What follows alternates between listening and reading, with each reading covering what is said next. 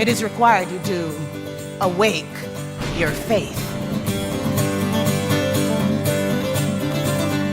There's a plot against my life, my crown.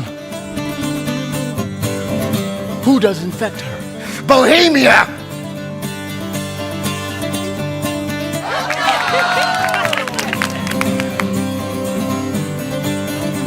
Your hand, my Perdita. It is 15 years since I saw my country.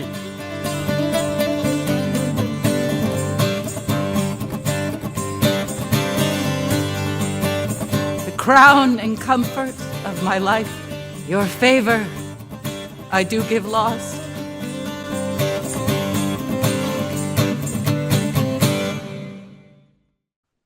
Hello again, everyone. I'm Charles Gross. And I'm Leslie Hoban-Blake. Welcome to Two on the Aisle. Please like and subscribe to our channel and follow us on Instagram.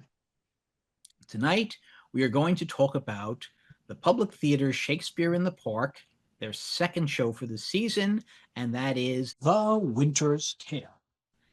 And this has to be one of the dumbest plots I have ever seen in a Shakespeare play. There's the king. He's got another king, his BBF. They've been friends since they were kids. He's been staying with him. He has to leave and go to his kingdom. And the king says, no, stay, stay, stay. And he turns to his very pregnant wife and says, you try.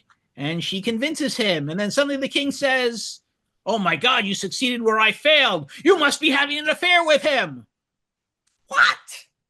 Well, that sets a whole bunch of things in motion involving a baby separated from her royal parents who ends up marrying a prince, except that they don't know she's a princess, which leads to complications. Is that about right? No, because you didn't mention the fact that it takes place in the winter and the summer. The Winter's Tale, as little Mamilius, their son, says, a sad tale is best for winter. So the Winter's Tale in Sicilia is the sad part of the story. Everybody dies. Everybody thinks the queen is dead. The king is mad. And one of the only direction lines in all of Shakespeare, it says, exit pursued by a bear. And if you blinked in this production, you missed it because it was just a shadow of a bear on a sail. And I swear, if you looked at your program for a second, you would have missed the bear completely. Most famous direction in all of Shakespeare. Then, second act is Bohemia. It's summertime. It's flowers. It's love. It's dancing.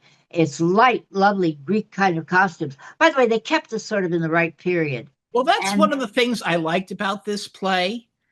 Shakespeare, actually, I think, is much better when it's set in the period that Shakespeare intended, and it is more or less staged in the way that Shakespeare intended. This was one time where I could actually follow the plot, as really screwed up as it was. I knew who the characters were because the men are played by men and the women are played by women, and they're distinct. And I understood what was going on. For example, in the end of the first act and in the second act, you have these two shepherds, father and son, who find the baby princess and raise her as their own. And they are played by Chuck Cooper and Michael Khalid Karacha. It is such a wonderful comic relief, the chemistry between the two of them, how they progress during the play. That was the part I really enjoyed every time they were on stage. Well, I always enjoy Chuck Cooper when he's on stage. Yes. The best character for me, funnier yet than even that, is one of Shakespeare's all-time sly foxes. His name is Autolycus, and he is a prince of thieves. He's a pickpocket. He's a shyster. He's whatever kind of crime you can commit, he can do it in a second. This is Stephen Skybell, whom we saw play Tevye in Yiddish. So Stephen Skybell can do anything.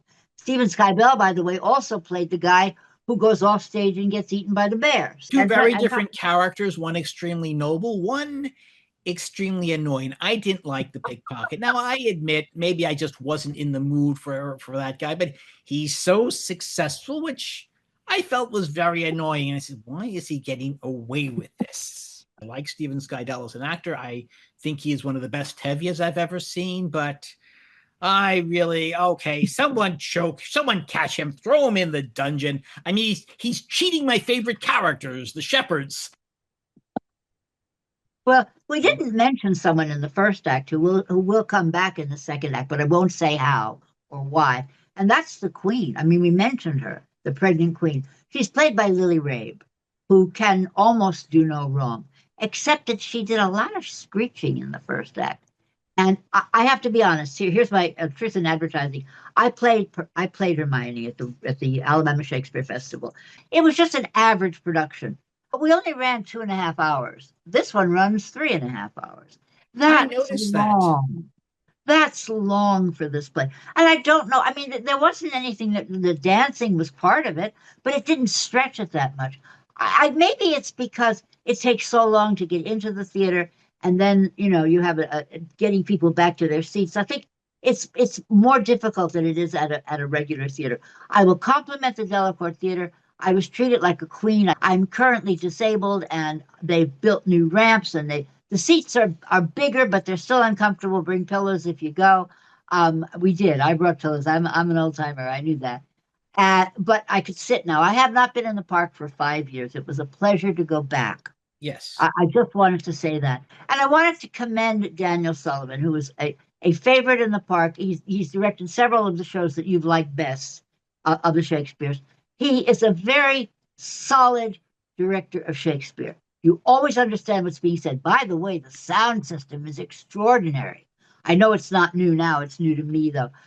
The sound is clear. My son is deaf in one ear. When people were standing facing upstage, left, right, underneath, turning their backs, you heard every And I word. think you have to remember this is an outdoor theater. Yeah. So I hear shows better in this theater than I hear in a lot of indoor theaters. I have just been taken to automatically ordering the earphones. And Not my necessary. suggestion, if you are going to order earphones, on a regular basis, bring your own set of earphones that could be plugged in and plug them in, because they will probably be much better than what the theater is offering. But I didn't need them here. I liked Lily Rabe. I liked Raul Esparza as the king. Let me also mention Marcia Stephanie Blake, no relation that I'm aware of, who was No. the lady in waiting Very talented lady. to the pregnant queen. Yes. How would you rank this show? I will give this 3.5 playbills. It's not a good Shakespeare play. It's one of the later romances. It doesn't hold together. There are bits and pieces that are wonderful. There always are. You can't have a Shakespeare play and not have at least a bit or a piece that's wonderful.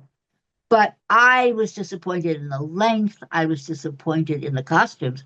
They were simple, but to a fault almost. They were I like the costumes. They were understated. I didn't mind the understated costumes. I didn't mind that it was not an elaborate production. I liked that it had, I think there were live musicians. They're listed in the playbill, so I assuming they were there. I couldn't see them. A guy came out. One guy came out with a lute, yes, but there were others that were all, right. And let's not forget Perdita, the abandoned princess who grows up to be a peasant girl. She's very well played by Isabella Ferrer, and she looks enough like Lily Rabe to really be her daughter. So I like that part. But I would only give this 2.5. It's not a great play, but it's a decent production. And that is our review for today. When you go to the theater, look for Leslie and me, us too, on the aisle.